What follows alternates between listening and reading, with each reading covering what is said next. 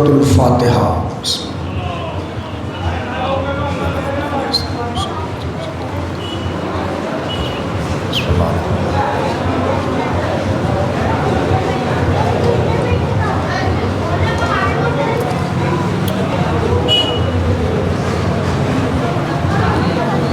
اعوذ باللہ من الشیطان اللعین الرجیم، بسم اللہ الرحمن الرحیم۔ الحمد للہ رب العالمین، والعاقبۃ للمتقین، والجنۃ للمؤمنین، والصلاة والسلام والتحیۃ والاکرام علی اصل ما فی الوجود وسر اللہ فی کل موجود۔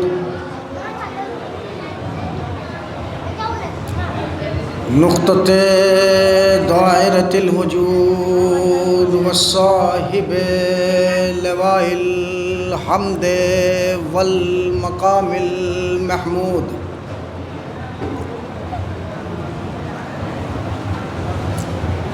سید الثقلین نبی الحرمین، امامیا قبلتین ووسیلتنا فی الدارین،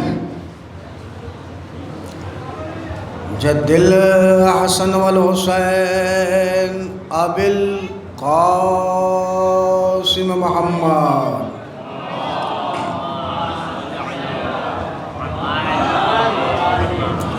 وآل بیتہ الطیبین الطاہرین المعصومین المظلومین، ولعنۃ اللہ علی اعدائہم وغاصب حقوقہم ومنکر فضائلہم اجمعین۔ بسم اللہ الرحمن الرحیم۔ وَإِذِ ابْتَلَىٰ إِبْرَاهِيمَ رَبُّهُ بِكَلِمَاتٍ فَأَتَمَّهُنَّ قَالَ إِنِّي جَاعِلُكَ لِلنَّاسِ إِمَامًا، قَالَ وَمِن ذُرِّيَّتِي، قَالَ لَا يَنَالُ عہد الظالمین۔ صلوات پڑھ محمد۔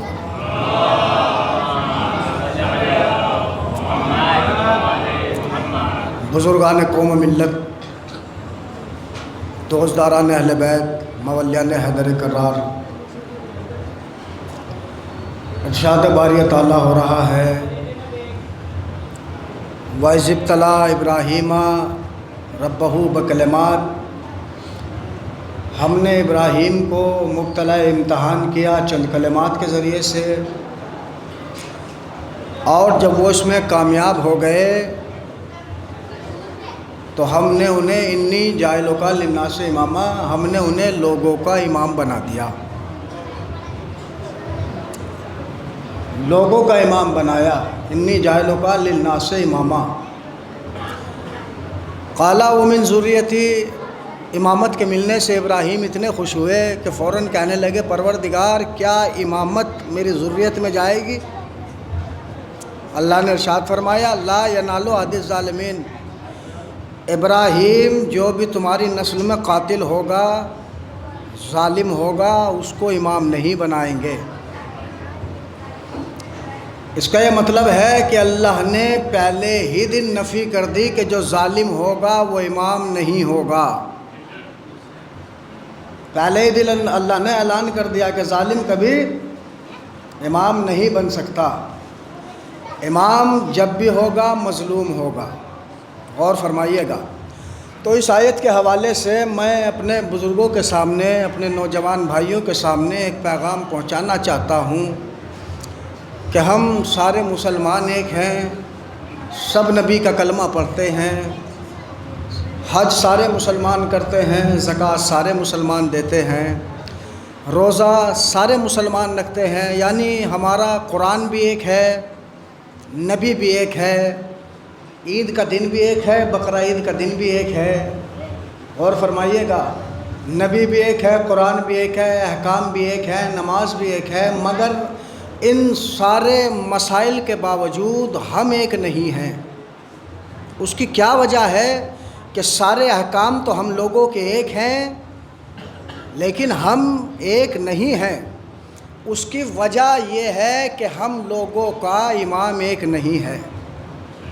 اور فرمائیے گا، اگر سارے دنیا سارے مسلمان اللہ کے بنائے ہوئے کوئی امام مان لیں تو یہ مسئلہ ختم ہو سکتا ہے۔ غور فرمائیے گا، کس کو امام ماننا ہے، کس کو امام نہیں ماننا ہے؟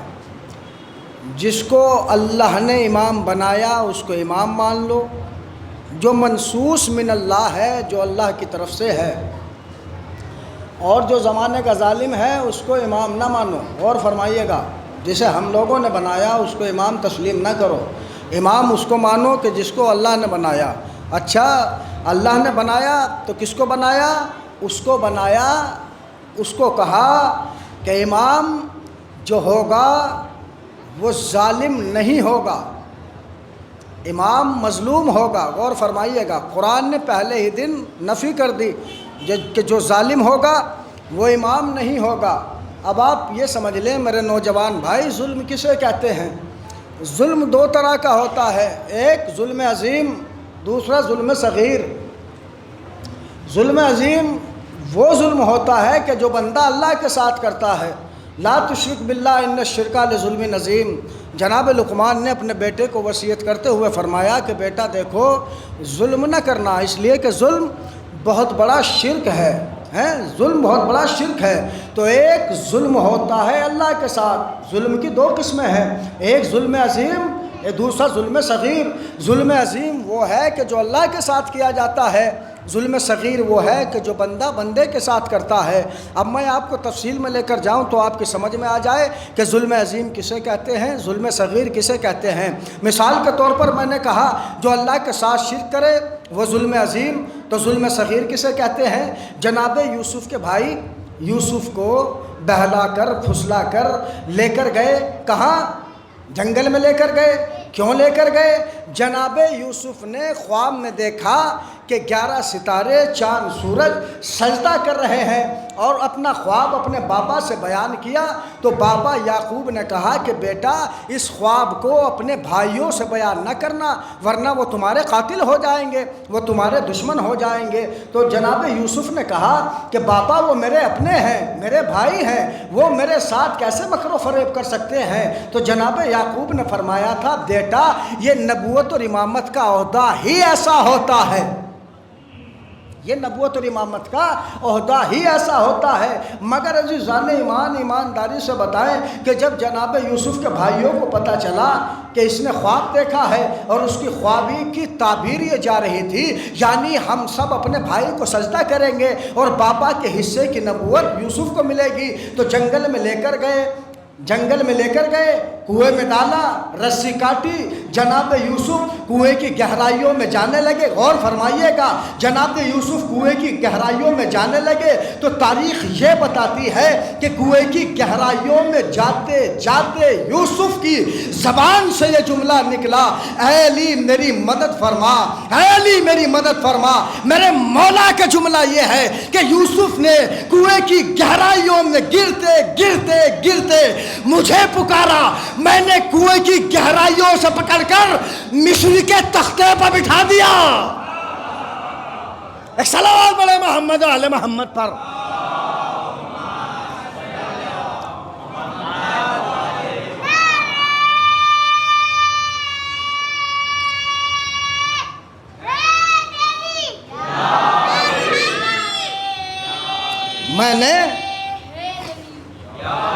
میں نے یوسف کو کنویں کی گہرائیوں سے پکڑ کر مصر کے تختے پر بٹھا دیا۔ غور فرمائیے گا، یہ نبوت اور امامت کا عہدہ ہی عجیب ہوتا ہے۔ تو عزیزان ایمان، جناب یوسف تو کنویں کی گہرائیوں میں چلے گئے اور وہاں سے مصر کے تختے پر چلے گئے، مگر آپ غور کریں، ادھر جنہوں نے کنویں میں ڈالا تھا وہ نبی کی خدمت کرتے رہے، لوٹے بھر بھر کر دیتے رہے، نمازیں پڑھتے رہے، عبادت کرتے رہے، بابا کی خدمت کرتے رہے، مگر یہ میرا محترم مجمع ذرا سی توجہ تو فرما لے کہ جب نبوت کا جو عہدہ تھا وہ ملا تو یہ بتاؤ کہ صحبت دار کو ملا یا حقدار کو ملا؟ بھائیوں کو تو نہیں ملا نا، کس کو ملا؟ جناب یوسف کو ملا، یعنی جس کا جو حق تھا اسی کو ملا۔ اور فرمائیے گا تو کیا کہا قرآن نے؟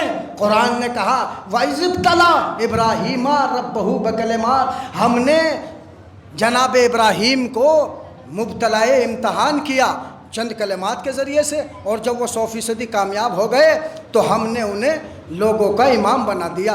صرف ناس کہا، غور فرمائیے گا، لوگوں کا امام، کائنات کا امام نہیں، جنوں کا امام نہیں، غور فرمائیے، اپنی قوم کے لوگوں کا امام بنایا، اپنی قوم کے لوگوں کا امام بنایا۔ عزیزان ایمان، لوگ کہتے ہیں کہ جناب ابراہیم کا کوئی سخت امتحان نہ تھا، بلکہ یہ تھا کہ ابراہیم دیکھو تمہارے بال ٹھیک نہیں ہیں، بہتر کرا لو، مونچھیں ترشوا لو، ہم تمہیں لوگوں کا امام بنا دیں گے۔ مگر تفسیر ابن کثیر نے لکھا کہ جب بھی لوگ بولتے ہیں نبیوں کے بارے میں، اماموں کے بارے میں جھوٹ ہی بولتے ہیں، ارے اتنی سستی امامت تم نے بنا دی کہ نبی کو اللہ نے اپنے بال کٹوانے پر امامت دے دی۔ ارے جھوٹ کیوں بولتا ہے، کھل کے بیان کیوں نہیں کرتے کہ وہ امتحان کون سا تھا؟ تو تفسیر ابن کثیر نے لکھا کہ جناب ابراہیم کا امتحان یہ تھا، اللہ کی آواز آئی، ابراہیم قوم چھوڑنی پڑے گی، مالک چھوڑ دوں گا، وقت کا بادشاہ نمرود ہے، مقابلے پر آ کر حق بلند کرنا ہوگا، مالک کر دوں گا، جب تو حق بلند کرے گا تو وہ تجھے جلا وطن کرے گا، مالک ہو جاؤں گا، جب جلا وطن کرے گا تو تجھے جنگل میں رہنا پڑے گا، مالک رہ لوں گا، جب بیٹا 18 برس کا جوان ہو جائے گا میری بارگاہ میں لانا پڑے گا، مالک لے آؤں گا، جب میرے بارگاہ میں اپنے بیٹے کو لائے گا، جب میری بارگاہ میں اپنے بیٹے کو لائے گا تو خالی لائے گا نہیں بلکہ میری راہ میں قربان کرنا پڑے گا۔ جناب ابراہیم نے کہا مالک کر دوں گا، قربان کر دوں گا۔ جیسے ہی قربانی کا اقرار کیا فوراً آیت آئی انی جاعلک للناس اماما، ابراہیم ہم تمہیں لوگوں کا امام بنا رہے ہیں۔ تو پتہ تو چلا کہ امامت امتحان سے ملتی ہے، اجماع سے نہیں ملتی۔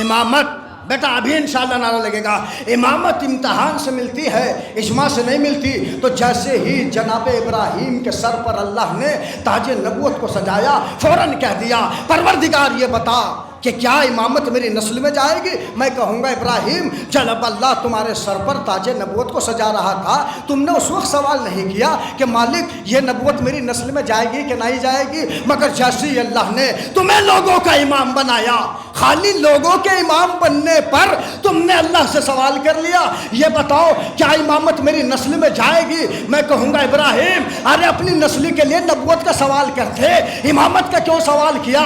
تو آواز ابراہیم آئے گی ارے نادان تجھے کیا خبر ہے، تجھے کیا پتا ہے؟ ارے نبوت ختم ہونے والا عہدہ ہے تو میں اپنی نسل کے لیے ختم ہونے والا عہدہ کیوں مانگوں؟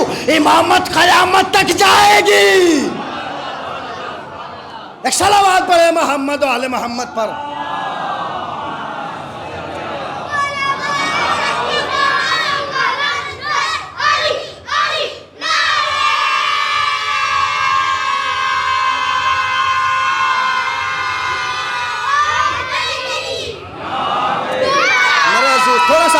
تشریف لیں تھوڑا سا.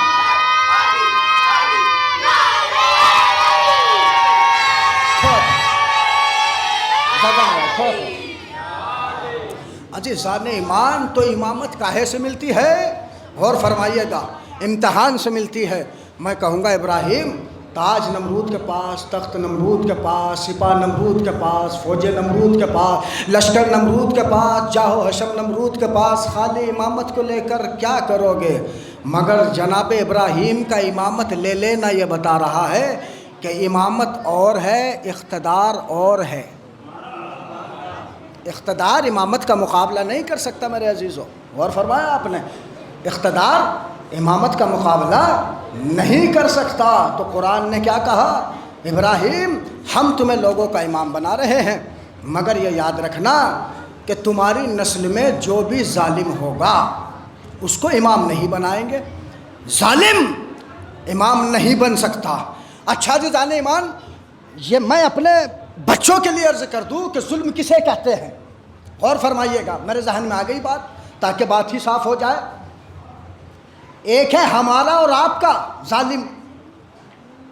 ہمارا آپ کا، کسی سے جھگڑا ہوا، کسی نے مال غصب کر لیا، کسی نے کسی کو نعوذ باللہ مار دیا، کسی نے کسی کو پر ظلم کر دیا، تو یہ ہے ہماری اور آپ کا نگاہ کا ظلم. ایک دوسرے کو ستانا، ایک دوسرے کو پریشان کرنا. غور فرمائیے گا، اس کے عذاب بہت بڑا ہے جو ہماری اور آپ کی نگاہ کا ظالم ہے. غور فرمائیے گا، میں مثال دوں. مثال کے طور پر وضع الشین فی غیر محلتن، کسی ایک چیز کو اللہ کی نگاہ کا ظلم. وضع الشین فی غیر محلتن، کسی چیز کو اس کی جگہ سے ہٹا دینا، یہ اللہ کی نگاہ کا ظلم ہے. نہیں میرے عزیزو، شاید میں ابھی سمجھا نہیں پایا اپنے بچوں کو. بھائی ظلم دو ہے. ایک جو بندہ بندے کے ساتھ کرتا ہے، یہ بہت خطرناک ظلم ہے. ایک ظلم وہ ہے کہ جو بندہ اللہ کے ساتھ کرتا ہے. غور فرمائیے گا، جو بندہ اللہ کے ساتھ کرتا ہے. مثال کے طور پر جوتا پاؤں میں پہننے کا ہے، ٹوپی سر پر رکھنے کی چیز ہے. اگر انسان اس کو اپوزٹ کر دے، اللہ کی نگاہ میں یہ ظلم ہے. اللہ کی نگاہ کا ظلم. اور ہماری نگاہ کا ظلم ہے کسی کو تھپڑ مار دینا، یہ بہت بڑا ظلم ہے. تو پھر کیا کہا؟ وضع الشین فی غیر محلتن، ایک چیز کو اس کی جگہ سے ہٹا دینا. قرآن کی نگاہ کا ظلم بتا رہا ہوں. اب یاد کرو عزیزان ایمان، جناب یونس امت سے ناراض تھے. نہیں، جناب آدم کے بارے میں پہلے سن لو. جناب آدم نے کہا پروردگار ظلم تو ہو گیا، اگر تو ہماری توبہ قبول نہ کرے تو آدم گھاٹے اٹھانے والوں میں سے ہوگا. جناب آدم کی دعا ہے نا، پروردگار ظلم تو ہو گیا، لا تقربا هذه الشجرۃ، آدم اس درخت کے قریب نہ جانا، اور اگر کہے تو تم ظالم ہو جاؤ گے. تو ظلم اللہ کی نگاہ میں وہ نہیں ہے جو ہماری اور آپ کی نگاہ کا ظلم ہے. اللہ کی نگاہ کا ظلم ہے بہتر کا ترک اولا. اور فرمائیے گا، مگر آدم گئے تو آدم نے ہاتھوں کو اٹھایا، پروردگار اگر تو ہماری توبہ قبول نہ کرے تو ہم گھاٹا اٹھانے والوں میں سے ہوں گے. اچھا، جناب یونس امت سے ناراض تھے، ناراضگی کے عالم میں فرات میں چھلانگ لگا دی. جیسی فرات میں چھلانگ لگائی، مچھلی نے اپنے پیٹ میں لے لیا، اور جیسی مچھلی نے پیٹ میں لیا، عزیزان ایمان، ایک مرتبہ دجلہ کے سمندر کی گہرائیوں میں مچھلی اترنے لگی، مچھلی جانے لگی. غور فرمائیے گا اللہ کی نگاہ کا ظلم کیا ہے. مچھلی جانے لگی، مچھلی اترنے لگی، مگر کمال کی بات یہ ہے قرآن نے کہا فلولا انہ کان من المصبحین، کہ دیکھو اگر یونس مچھلی کے پیٹ میں ہماری تسبیح و تقدیس نہ کرتے تو قیامت تک مچھلی بھی زندہ رہتی، مچھلی کے پیٹ میں یونس بھی زندہ رہتے. ارے توجہ تو فرماؤ، سورت کا محترم مجمع اور جملے پر یہاں سے وہاں تک توجہ ہونی چاہیے. کیا کہا اللہ نے؟ دیکھو قیامت تک یونس بھی زندہ رہتے، یونس کے پیٹ میں مچھلی بھی زندہ رہتی. وہ قادر مطلق، وہ قادر علی الاطلاق، وہ علی کل شیء قدیر. ارے جو اللہ قیامت تک مچھلی کو زندہ رکھے، مچھلی کے پیٹ میں یونس کو زندہ رکھے، کیا وہ اللہ امام مہدی کو صلوات پڑھے محمد و آل محمد پر، تھوڑا سا آگے تشریف لے آئیں مومن، تھوڑا سا میرے قریب آ جائیں میرے عزیزوں.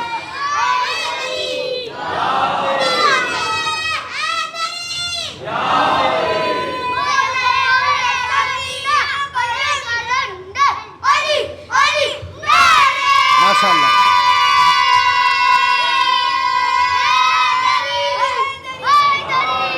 قیامت تک مچھلی بھی زندہ رہتی.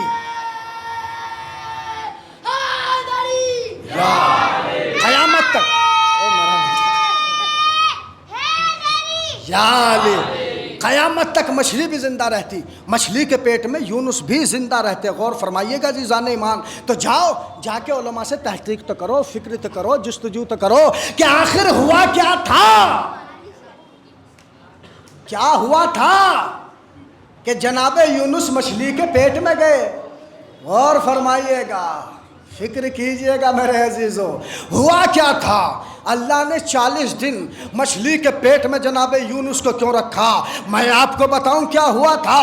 جب اللہ نبیوں کے سروں پر تاج نبوت سجا رہا تھا تو اللہ نے کہا دیکھو یہ جو تمہیں نبوت کے تاج ملے ہیں یہ علی کی ولایت کی وجہ سے ملے ہیں.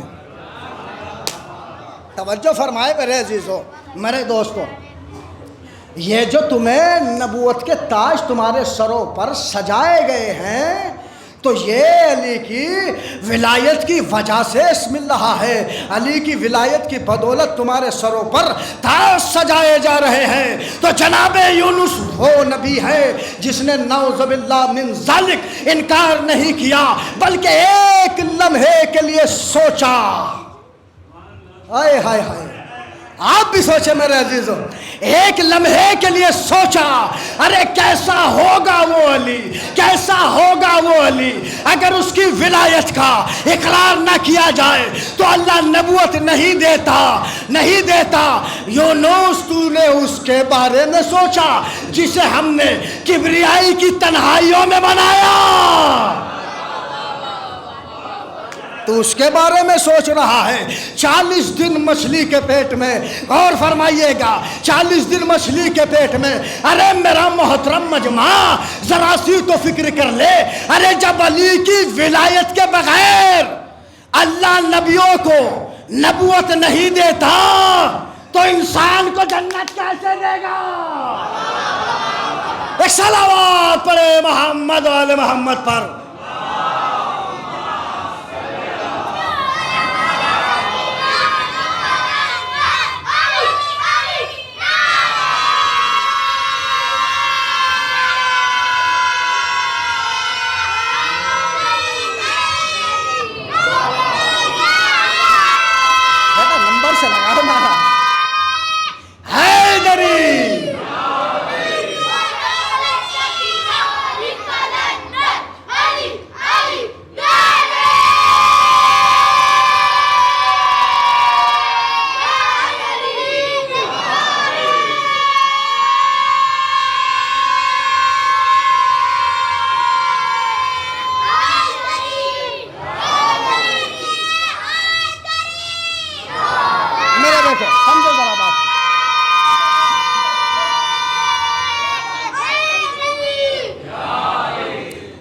میمنہ میسرہ کلب لشکر. ایک نقطے پر ایک مرتبہ آپ نعرہ لگائیں، ایک مرتبہ کلب لشکر، ایک مرتبہ میسرہ. اور فرمائیے حصے ہیں آپ لوگوں کے، کبھی آپ نعرہ، ایک نقطے پہ آپ نعرہ، ایک نقطے صلوات پڑھے محمد و آل محمد.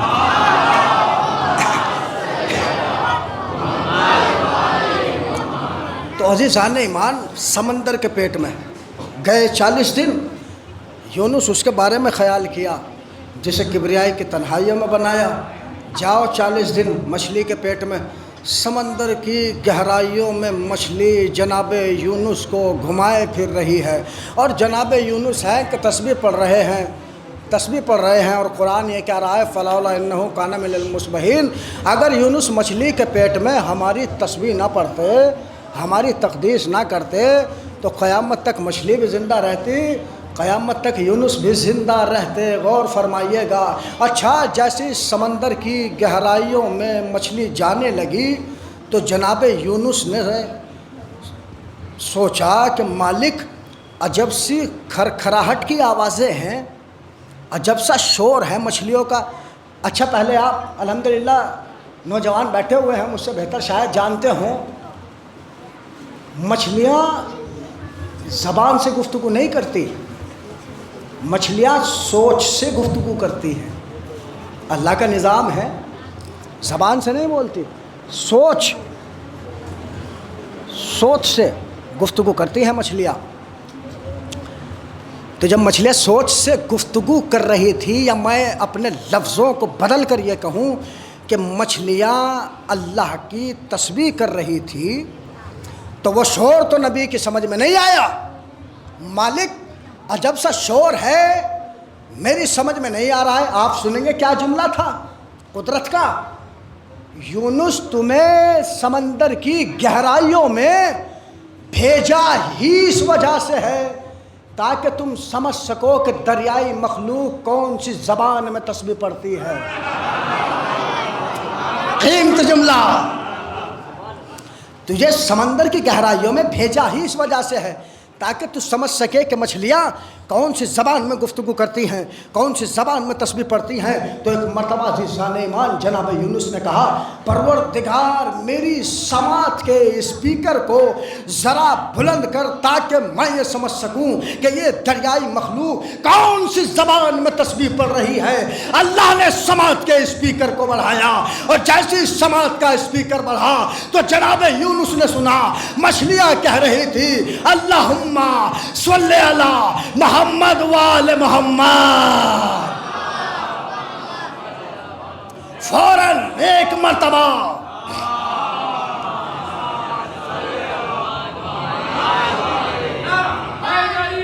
جالی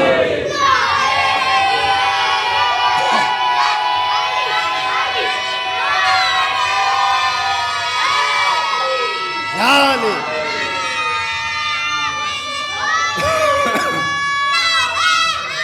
زندہ باد بیٹا۔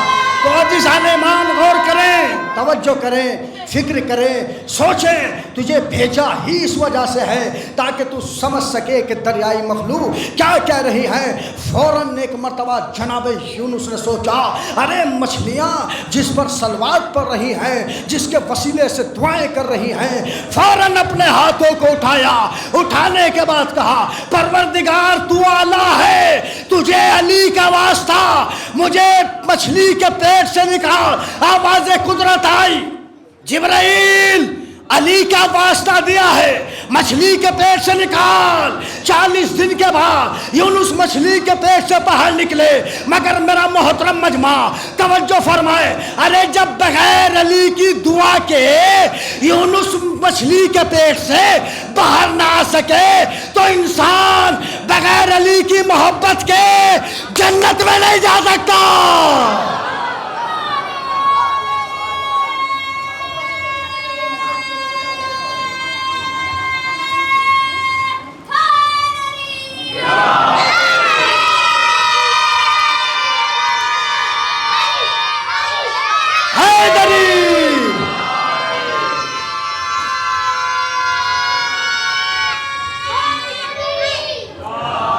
تو میرے عزیزوں، ماشاءاللہ زندہ باد، سلامت رہیے۔ تو عزیزوں کیا کہا قرآن نے؟ قرآن نے کہا ابراہیم امامت دے رہے ہیں، مگر یہ یاد رکھنا عہدہ ظالمین کو مل ہی نہیں سکتا۔ جو ظالم ہوگا وہ امام نہیں ہوگا۔ امام کسے کہتے ہیں؟ کون سا امام؟ منصوص من اللہ، جو اللہ کی طرف سے ہوتا ہے، اس امام کی بات کر رہا ہوں۔ توجہ فرمائیں، اس کے صفات کیا ہوتے ہیں؟ مولا علی ہیں، جا رہے ہیں۔ امام کسے کہتے ہیں؟ جو اللہ کی طرف سے ہوتا ہے۔ ساتھ میں جناب سرکار حضرت امام حسن ہے، اور مولا علی ایک قبرستان سے گزر رہے ہیں۔ تو جیسے قبرستان سے میرا مولا گزرا ہے، ایک قبر کے سرانے میرے مولا کھڑے ہو گئے اور ہونے کے بعد فرمایا بیٹا حسن جی بابا جانتے ہو؟ جی بابا یہ کس کی قبر ہے؟ بابا جانتا تو ہوں، جانتا تو ہوں، مگر آپ مجھ سے بہتر جانتے ہیں۔ ہائے ہائے، یہ ہے باپ کا احترام۔ کیا کہا؟ بابا جانتا ہوں مگر آپ مجھ سے بہتر جانتے ہیں، بتائیے بابا، ارشاد فرمائیے یہ کس کی قبر ہے؟ بیٹا یہ سلیمان پیغمبر کی قبر ہے۔ اچھا بابا سلیمان پیغمبر کی قبر ہے، تو بابا ان کی تو بہت بڑی حکومت تھی۔ ہاں بیٹا بہت بڑی حکومت کرتے تھے، چرند پہ حکومت، پرند پہ حکومت، ہواؤں پہ، خلاؤں پہ، فضاؤں پہ، انسانوں پہ، جنوں پہ، سب چیزوں پہ ان کی حکومت تھی۔ غور فرمائیے گا، میرے مولا نے فرمایا بیٹا حسن بات کرنا چاہو گے؟ کہا بابا بے شک بات کرنا چاہیں گے۔ میرے مولا 2 قدم پیچھے ہٹے۔ امام کسے کہتے ہیں؟ جو اللہ کی طرف سے ہوتا ہے۔ 2 قدم پیچھے مولا کائنات ہٹے، 2 قدم آگے امام حسن بڑھے، اور پڑھنے کے بعد ایک مرتبہ میرے مولا نے کہا بیٹا تعویذ قبر پہ ہاتھ رکھو، اور رکھنے کے بعد کہو اے صاحب قبر تجھے میرے بابا نے یاد کیا ہے۔ توجہ فرمائے، اس سے بڑا جملہ تو میں نہیں پڑھ سکتا۔ امام کسے کہتے ہیں؟ ہم نے کسے امام مانا ہے؟ جا بیٹا تعویذ قبر پہ ہاتھ، اے صاحب قبر تجھے میرے بابا نے یاد کیا ہے۔ قبر شگافتہ ہوئی، اللہ اکبر۔ سلیمان پیغمبر باہر آئے، اور جیسے سلیمان پیغمبر باہر آئے ایک مرتبہ ذان ایمان میرا مولا آگے بڑھا، بیٹا یہ سلیمان پیغمبر جس کی ہواؤں پہ حکومت، فضاؤں پہ حکومت، انسانوں پہ حکومت، چرند پہ حکومت، درند پہ حکومت، یہ سلیمان جس کی تمام کائنات پہ حکومت تھی، یہ سلیمان اس نے جو فضاؤں میں بنایا تھا مدینہ۔ میرے مولا کی زبانی جملہ سنیے، یہ سلیمان اس نے جو فضاؤں پہ بنایا تھا مدینہ، کرتا تھا ہواؤں پہ سفر اس کا سفینہ، کرتا تھا ہواؤں پہ سفر اس کا سفینہ۔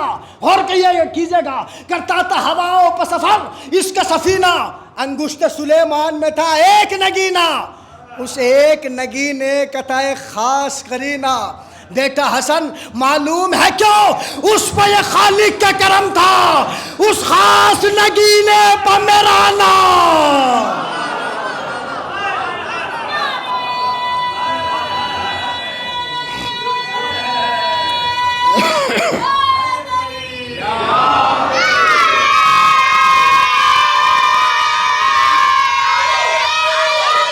ماشاءاللہ۔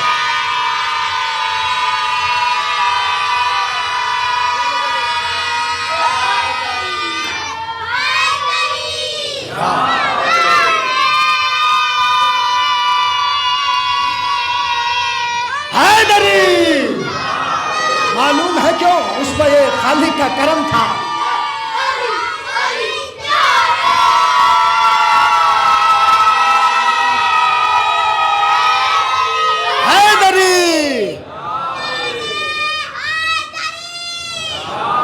معلوم ہے کیوں؟ اس پہ یہ خالق کا کرم تھا، اس خاص نگینے پر میرا نام رقم تھا۔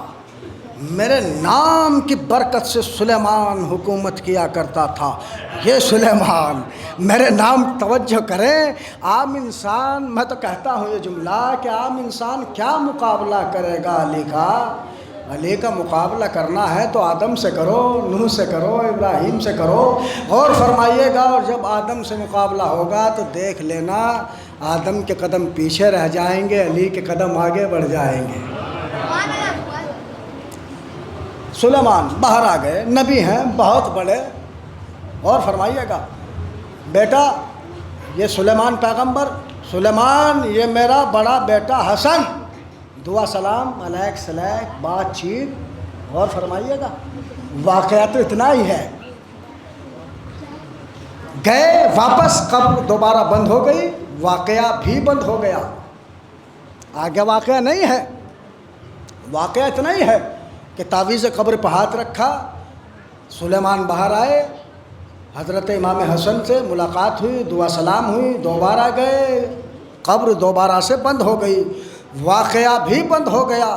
مگر میں اپنے بزرگوں سے، نوجوانوں سے توجہ چاہتا ہوں اور بزرگوں سے دعائیں چاہتا ہوں۔ واقعہ یہاں پر بند ہو گیا کہ نبی نے اجازت لی، چلے گئے، واقعہ بند ہو گیا، مگر فضیلت کا دوسرا باب کھل گیا۔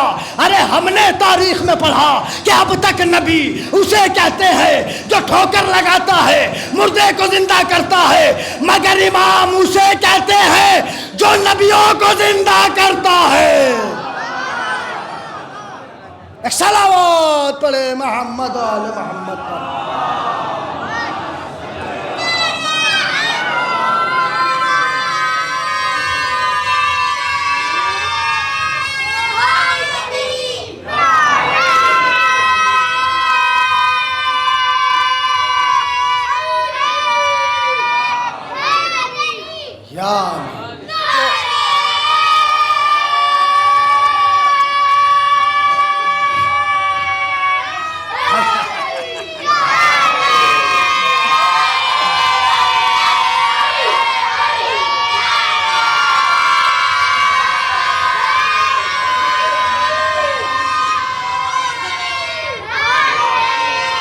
دیکھا اپنے عزیزان ایمان، کسے کہتے ہیں امام؟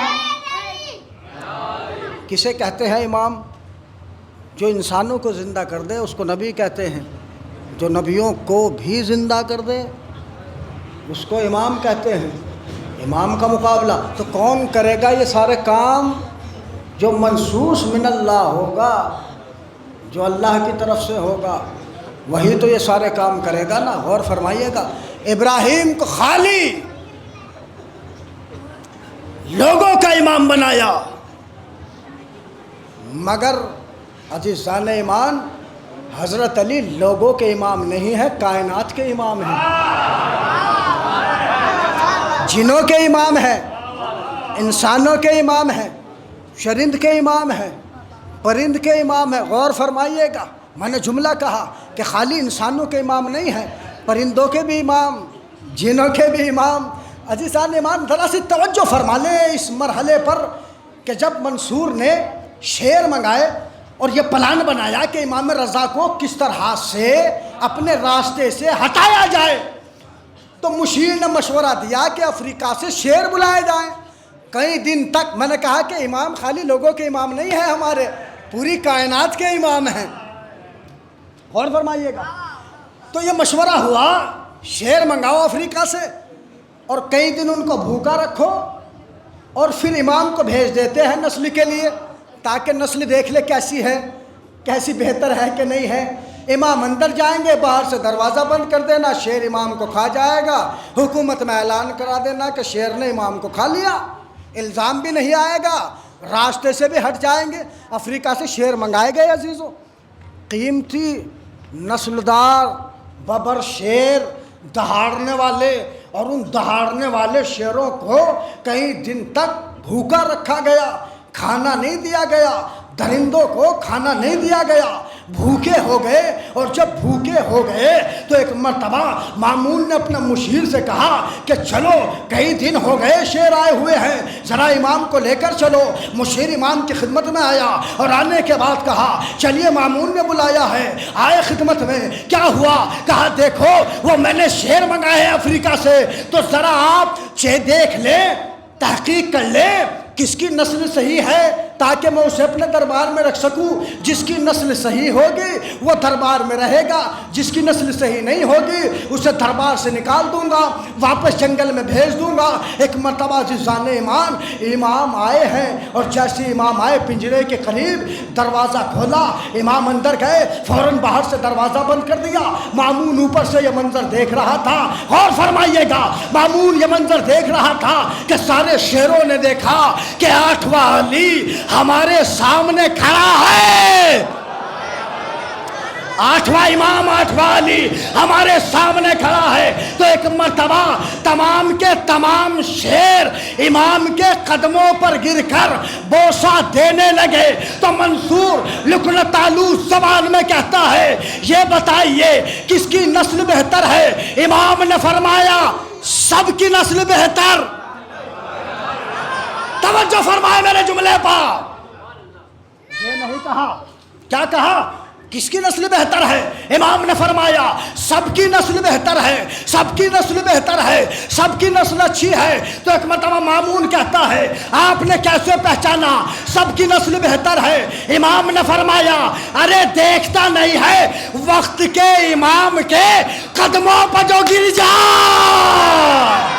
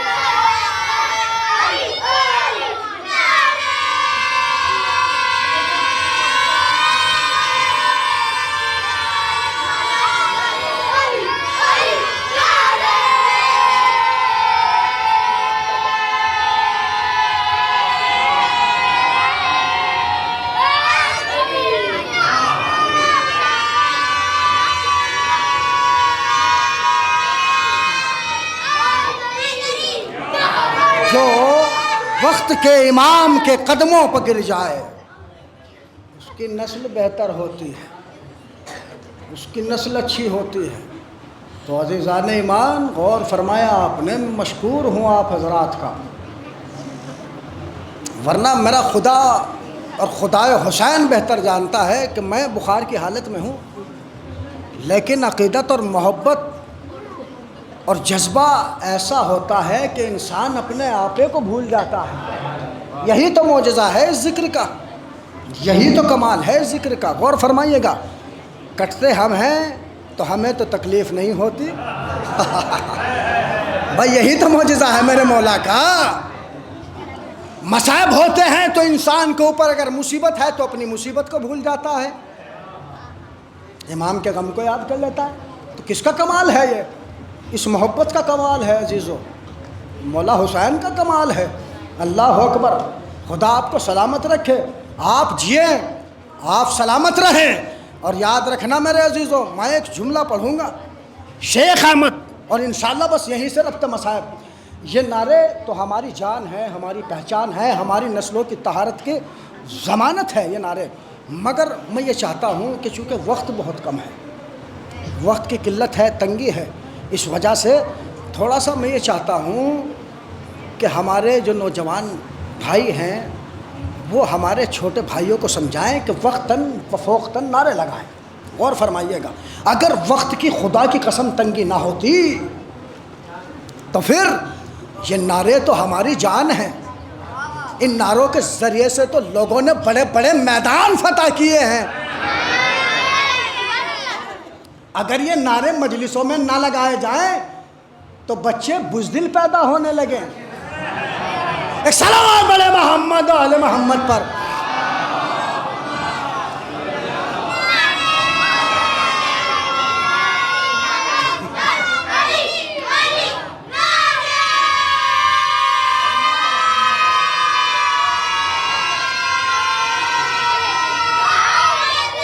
یا اللہ،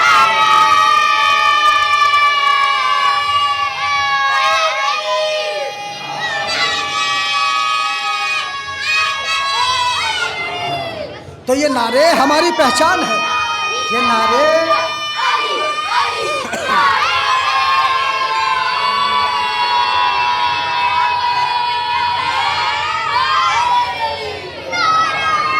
بس میرے بچے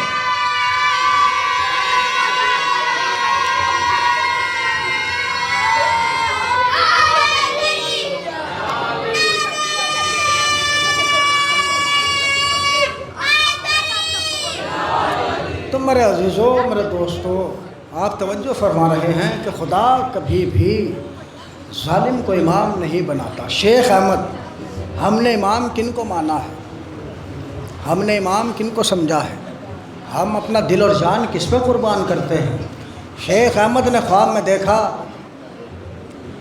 کہ پیغمبر اسلام آئے ہیں اور برابر میں کھجوروں کا تشت رکھا ہوا ہے، خرموں کا۔ شیخ احمد قریب گئے نبی کے خواب میں، پیغمبر اسلام نے تشت سے کھجوروں کو اٹھایا اور اٹھانے کے بعد شیخ احمد کو دی۔ شیخ احمد نے کھجوروں کو لیا اور لینے کے بعد کھجوریں جو گنی تو 17 تھی۔ امام کسے کہتے ہیں؟ امام کون ہوتا ہے؟ کن صفتوں کا مالک ہوتا ہے؟ 17 کھجوریں۔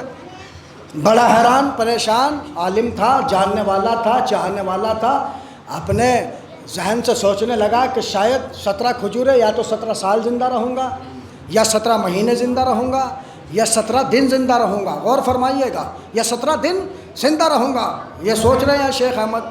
صبح ہوئی، دربار میں گئے، کیا دیکھا کہ جس طرح سے پیغمبر اسلام بیٹھے تھے اسی طرح سے شاہ خراسان حضرت امام علی رضا بیٹھے ہیں۔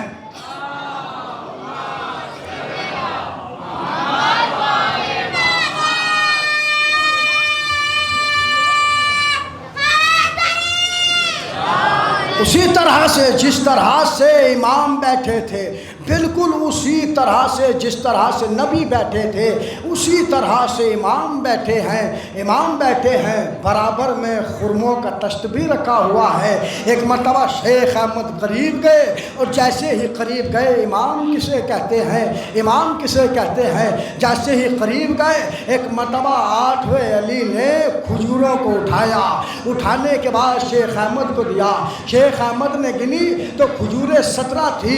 ایک مرتبہ پلٹ کر سلام کیا اور کرنے کے بعد کہا، یا ابن رسول اللہ، اے میرے مولا، کھجوریں ایک اور بڑھا دیجئے یا ایک اور گھٹا دیجئے، کھجوریں 18 کر دیجئے۔ تو امام رضا نے جواب دیا، اگر میرے نانا تجھے سوتے میں 18 دیتے تو علی جاگتے میں 18 دیتے۔ میرے نانا نے تجھے سونے میں 17 کھجوریں دی، علی نے تجھے جاگنے میں 17 کھجوریں دی۔ تو دیکھا آپ نے امامت کا معیار کیا ہوتا ہے، امامت کی فضیلت کیا ہوتی ہے میرے عزیزوں۔ امام منصوص من اللہ ہوتا ہے، اللہ کی طرف سے، اور جو ہماری اور آپ کی طرف سے ہوتا ہے وہ امام نہیں ہوتا، وہ غلام ہوتا ہے۔ امام وہ ہوتا ہے کہ جس سے جہاں بھی جس وقت جس گھڑی جس ٹائم کوئی سوال کیا جائے وہ فوراً جواب دے دے تو امام ہے۔ اچھا، قرآن نے تو پہلے ہی دن کہہ دیا تھا ابراہیم نبوت کا عہدہ تمہیں دے رہے ہیں، مگر یہ یاد رکھنا جو ظالم ہوگا اس کو امام نہیں بنائیں گے۔ تو قیامت سے لے کر غور فرمائیے گا، جناب ابراہیم سے لے کر قیامت تک یہ فیصلہ ہو گیا کہ ہمیشہ مظلوم امام ہوگا، ظالم امام نہیں ہوگا۔ یہ بتائیے ہمارے 12 امام ہیں، کوئی امام طبی موت مرا ہے؟ کوئی امام نہیں۔ ہمارے سارے اماموں کو شہید کیا گیا، ہر امام کے اوپر ظلم کیا گیا۔ غور فرمائیے گا، اللہ نے کہہ دیا تھا کہ امام جو ہوگا وہ مظلوم ہوگا، وہ ظلم کو برداشت کرنے والا ہوگا، اور جو ظلم کرے گا وہ امام نہیں ہوگا۔ تو ہمارے مسلسل اماموں کے اوپر ظلم کیا گیا، اور کہاں تک ظلم کیا گیا عزادارو؟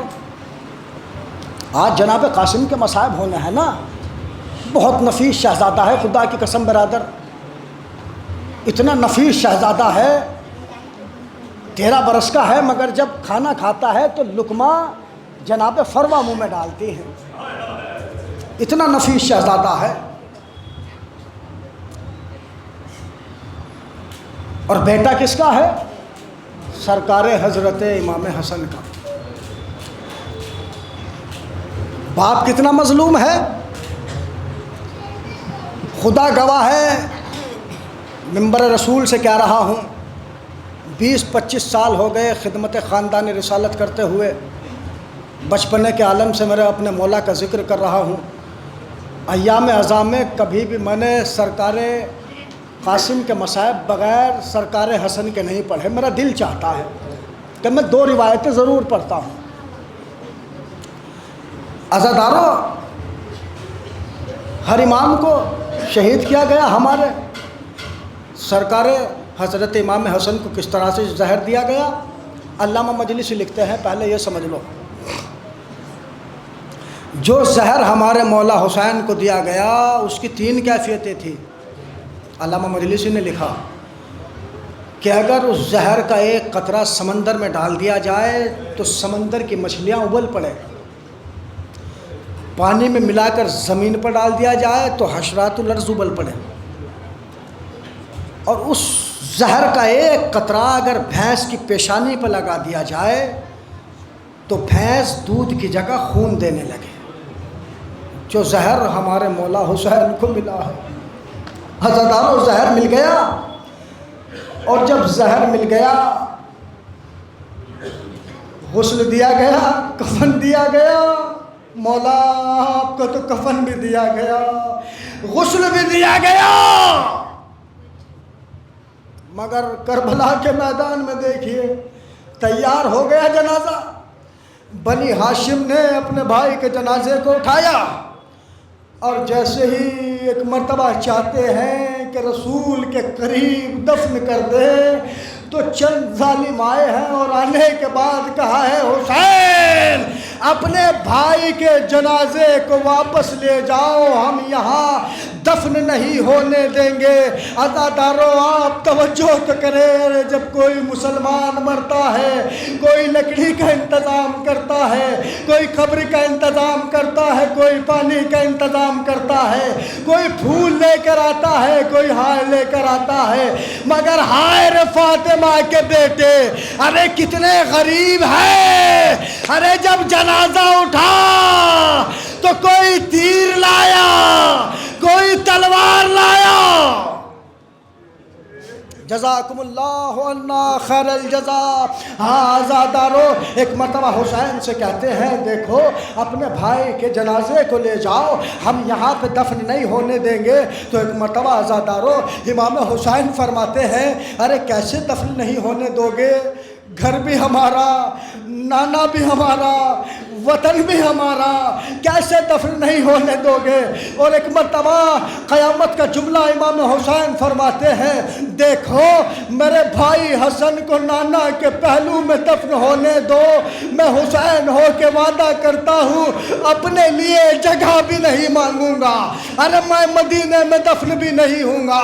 ہاں عزادارو، مگر کسی کے کہنے پر جنازے پر تیر چلائے گئے، جنازے پر تیر چلے تو وہ جسے وفا کا پروردگار کہتے ہیں عباس کو جلا لایا، اکبر کو بلایا، اکبر ذرا جنازے کو سنبھال آقا کے، ارے عباس کے ہوتے ہوئے اللہ اکبر، خدا ان آوازوں پر رحمت نازل کرے، کوئی غم نہ دے سوائے غم سید الشہداء کے۔ عباس کے ہوتے ہوئے آقا کے جنازے پر تیر دوڑے ہیں، اور جیسے گھر میں دوڑے تو شہزادی زینب کھڑی تھی، ایک مرتبہ فوراً روک لیا، میرے غازی عباس کہاں جا رہا ہے؟ ایک مرتبہ عزادارو ہاتھوں کو قدموں پر رکھا، شہزادی آج نہ روکنا، شہزادی آج نہ روکنا، ارے عباس کے ہوتے ہوئے آقا کے جنازوں پہ تیروں کی بارے، آج نہ روکنا۔ اللہ اکبر، دیوار سے لٹکی ہوئی تلوار کو اٹھایا، اور اٹھانے کے بعد خیز کے عالم میں، غضب کے عالم نے ایک مرتبہ جری چلا ہے، تمہاری کیا مجال، تمہاری کیا اوقات، تمہاری کیا بساط، تم فاطمہ کے بیٹے کے جنازے پر تیروں کی بارشیں کرو۔ حسین نے دیکھا شیر بفر گیا ہے، ایک مرتبہ آگے بڑھے، آگے بڑھنے کے بعد اپنے بھائی عباس کو روکا، عباس رک جا، نہیں آقا، عباس رک جا، جا نہیں آقا، عباس تجھے میرے حق کا واسطہ، میں مدینے کو کربلا نہیں بنانا چاہتا۔ نہیں عباس نہیں، رک جا میرے بھائی، نہیں میں مدینے کو کربلا نہیں بنانا چاہتا، جنازے کو گھر لے چلو۔ جنازہ گھر واپس آیا، تیر نکالے گئے، کفن کو تبدیل کیا گیا، مگر قیامت کا جملہ یہ ہے عزادارو، قیامت کی بات یہ ہے، شہزادی زینب امام حسین کے چہرے کو دیکھتی ہے، آنسو بہا رہی ہے، بلک کر رو رہی ہے، تڑپ کر رو رہی ہے۔ فضا نے سوال کر دیا، اے زینب، ارے جنازہ حسن کا واپس آیا، چہرہ حسین کا دیکھ کر رو رہی ہے، کیا وجہ ہے؟ ایک مرتبہ اپنے سینے کو پیٹا، اے اماں، ارے میں یہ سوچ کے رو رہی ہوں، ارے جب امیر کے جنازے کا یہ حال ہے، میرے غریب کے جنازے کا۔ اللہ اکبر، اللہ اکبر، ارے حسن تو امیر ہے، بابا نے کہا حسن امیر ہے، اماں نے کہا حسن امیر ہے، نانا نے کہا حسن امیر ہے، میرا حسین غریب ہے، حسن امیر ہے، میرا حسین غریب ہے، حسن امیر ہے۔ میں یہ سوچ کر رو رہی ہوں کہ جب امیر کے جنازے کا یہ حال ہے تو غریب کے جنازے کا کیا حال ہوگا۔ ہاں عزادارو، ادھر فروا اپنی بے کسی پاسو بہا رہی تھی، قاسم سے کہہ رہی تھی، اے میرے لاڈلے، ارے کاش جوان ہوتا، اتنی بے دردی سے تیرے بابا کا لاشا واپس قبرستان سے نہ آتا۔ تو جناب قاسم نے کہا، ارے اماں، بابا کا جنازہ تو واپس بھی آ گیا، ارے میرا جنازہ بھی نہیں آئے گا۔ اے اماں، ارے جب تو آپ سمجھ لینا میرا جنازہ بھی واپس نہیں آئے گا۔ ہاں عزادارو، وہ وقت آ گیا کہ شہزادہ قاسم کو رن کی اجازت ملی۔ وہ بہتر جانتے ہیں آپ عزادارو، امام حسین اجازت نہیں دے رہے تھے، تعویذ کو کھولا گیا اور امام حسن کا وہ خط، اور اس کے بعد سرکار جناب قاسم کو اجازت ملی ہے۔ جب قاسم سوار ہونے لگے عزادارو تو ایک مرتبہ جانے لگے، نفیس شہزادہ جنگ کر رہا ہے، بھوکا ہے، پیاسا ہے، یتیم ہے، ارے کہاں تک جنگ کرتا، کہاں تک بھوکا پیاسا لڑتا۔ بس قیامت کا ایک جملہ کہہ دوں عزادارو، قیامت کا ایک جملہ کہہ دوں، آواز دی، آواز دی، میری مدد کو آؤ چچا، میری مدد کو آؤ۔ مگر قیامت کا جملہ یہ ہے، مختل نے لکھا ہے کہ قاسم وہ شہزادہ ہے کہ جب تک زین پر تھا، قاسم تھا، زین سے زمین پر آیا، ٹکڑوں میں تقسیم ہو گیا۔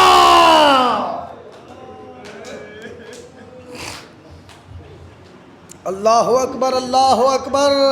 جب تک زین پر تھا قاسم تھا، زین سے زمین پر آیا، تقسیم ہو گیا۔ ایک مرتبہ حسین بڑے ہیں، حسین بڑے میرے بھائی کی نشانی قاسم، میرے لخت جگر قاسم، میرے نور نظر قاسم، بیٹا نظر نہیں آتے، اے میرے لال مجھے کچھ دکھائی نہیں دیتا، مگر کوئی آواز نہیں آئی۔ عزادارو، جب قاسم کی کوئی آواز نظر نہیں آئی تو حسین ایک بلندی پر چڑھے، اور چڑھنے کے بعد حمید ابن مسلم کا جملہ ہے، امام نے کہا، امام فرماتے ہیں، قاسم امام وقت ہو کر حکم دے رہا ہوں، بیٹا بتاؤ کہاں ہو۔ عزادارو، ارے قیامت کا جملہ، لاش کے ٹکڑے ہوا میں بلند ہوئے، آواز آئی، السلام علیکہ یا ابا عبداللہ۔ اللہ اکبر، اللہ اکبر۔ قاسم عزادارو، ایک جملہ قیامت کا اور سن لو، سارے شہید شام غریبہ میں پامال ہوئے، مگر قاسم وہ شہید ہے جو زندگی میں پامال ہو گیا۔ عزادارو، حسین نے خدا ہی بہتر جانتا ہے کون سے دل سے جناب قاسم کی لاش کے ٹکڑوں کو چنا، ابا کے دامن میں رکھا، اور رکھنے کے بعد خیام میں آنے کے بعد فروا سے کہتے ہیں، فروا تیرے بیٹے قاسم کی برات آ گئی۔ عزادارو، ایک مرتبہ بیویوں نے فروا کو دیکھا کہ کبھی خیمے کے اس دروازے سے ٹکراتی ہے، کبھی اس دروازے سے ٹکراتی ہے۔ ارے بیویوں نے فروا کو سنبھالا، شہزادی تیرے لال کی میت آئی ہے۔ شہزادی ایک مرتبہ فروا فرماتی ہے، اے بیویوں، ارے مجھے دروازے سے لے چلو، مجھے کچھ دکھائی نہیں دیتا، میرا قاسم مارا گیا۔ واہ غربتا، واہ مصیبتا، والیا۔